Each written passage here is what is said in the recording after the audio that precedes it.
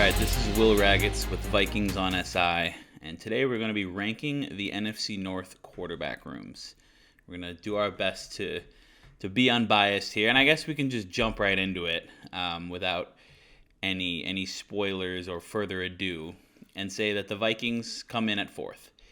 I think they have to be in this spot heading into the 2025 season because J.J. McCarthy has not yet made his NFL regular season debut. There are a lot of reasons to be really excited about McCarthy heading into this season. I have fully kind of bought in to the hype, just hearing the way that Kevin O'Connell talked about him, even last offseason, the progress that the Vikings coaching staff saw in McCarthy from rookie minicamp through training camp and his preseason debut against the Raiders, where he showed a lot of good things, to just hearing the way so many of his veteran teammates really rave about him this offseason. I think McCarthy has the tools from a physical standpoint. I think he has the mental makeup and kind of the character and the intelligence side of things that you need to be a really good quarterback in the league. I think he's got the coaching around him and the pieces around him with the new offensive line and Justin Jefferson and so many other weapons to have a lot of success right away. And I think there's a very good chance that he can be a successful NFL quarterback pretty quickly this year. But with that said, he still has to go out and prove it. I just don't think I can put him ahead of anybody else on this list, which when we're ranking the quarterback rooms, 95% of that is just we're ranking the starters. So I don't think I can put the Vikings quarterback room ahead of any of the other teams in the division until we actually see it from McCarthy. And it is entirely possible that by the end of his real rookie year, his debut season as a starter, he and the Vikings could move up one, maybe more than one spot on this list.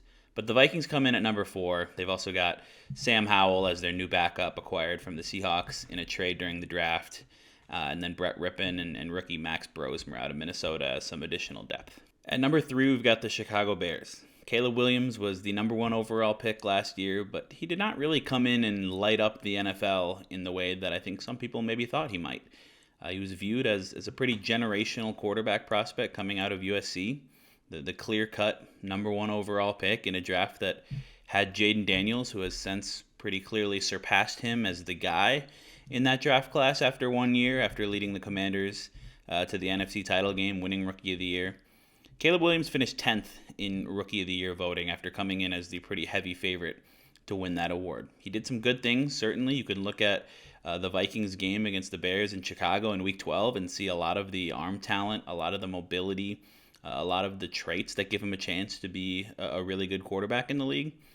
But for the most part, it was an up and down kind of rough experience for Williams in going 5-12 with the Bears as a rookie. He took more sacks than any other quarterback in the league, took 68 of them. He completed just over 62% of his passes.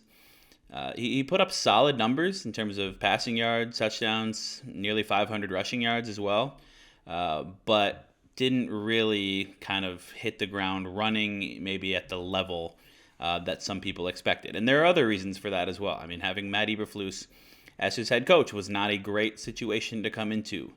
The offensive line didn't help him out completely. A lot of the sacks that he took were on him for holding on to the ball too long and trying to create a little too long, but some of them were also on the offensive line as well. So I think there are reasons to believe in Williams heading into his second season, namely the way that the Bears upgraded the offensive line this offseason and the fact that they went out and hired Ben Johnson away from the Lions.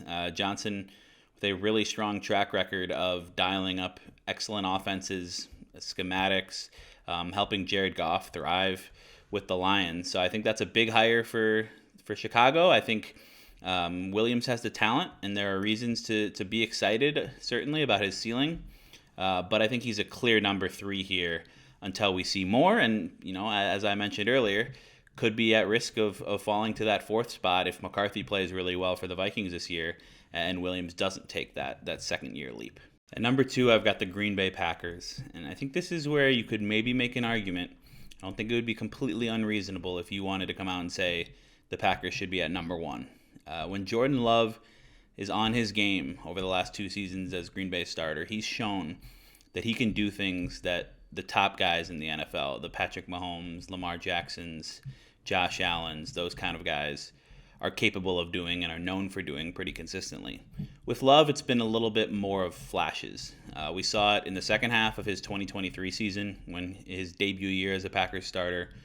We saw it more in the second half of last season. He's been kind of a slow starter in both years, who's then gotten going and found his stride in the back half of the year. But from a full season perspective, he still doesn't have a year with a passer rating above 97. He's been at 96, in between 96 and 97 both years. So you want to see him take another step there. The numbers have been good. He's put up plenty of passing yards, passing touchdowns, not super high interception totals. But if he's going to surpass the top guy on this list and jump into maybe that top 7, top 6 quarterback in the NFL kind of conversation, which I think he's capable of doing, you need to see him put it together for a full year. Last year, ending with a 3-interception dud against the Eagles in the playoffs also kind of leaves a sour taste in your mouth when you're evaluating Jordan Love.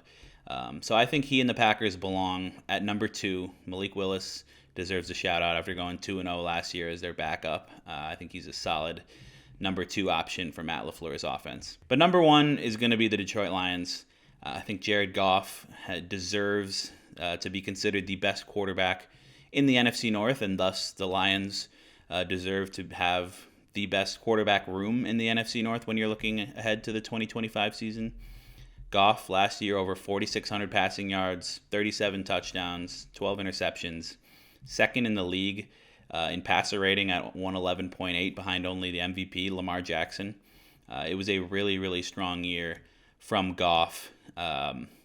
When you're talking about Detroit and their offense, you can certainly give credit to the success to a few different sources.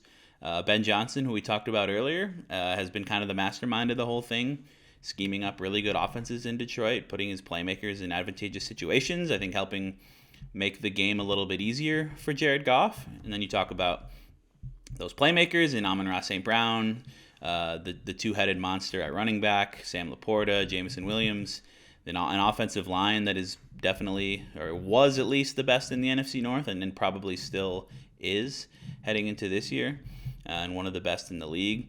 But I do think that Goff deserves a lot of credit as well. I don't think that he is some passenger in the bus. He is driving the bus.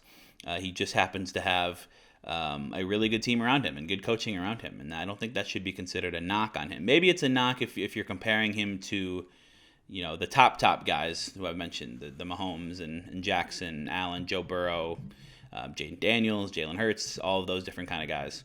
But when you're talking about the NFC North, I think Goff has shown enough last season, in the last few seasons, that he still has to be considered the number 1 guy. I don't think Jordan Love has shown enough to dethrone him. I certainly don't think Caleb Williams has done anywhere near enough. Now, could that change? It could change. I don't think that Goff has some complete stranglehold on the number 1 spot in the division. I think Love is going to be in that conversation if he continues to progress. Both Williams and McCarthy, I think, can earn their way into that conversation. I think they are that good that if they take the strides that a lot of people are expecting from them, and McCarthy, we'll have to see it more than anything else. But I think they can be in that conversation as well. So right now it's going to be Goff. The Lions are going to be number 1. Hendon Hooker and Kyle Allen rounding out the quarterback room. But it's really about the starters. It's about Jared Goff. So that's how I've got it ranked. I got the Lions at 1, got the Packers at 2, the Bears at 3, and the Vikings at 4 as of late May, with several months still ahead of the 2025 regular season.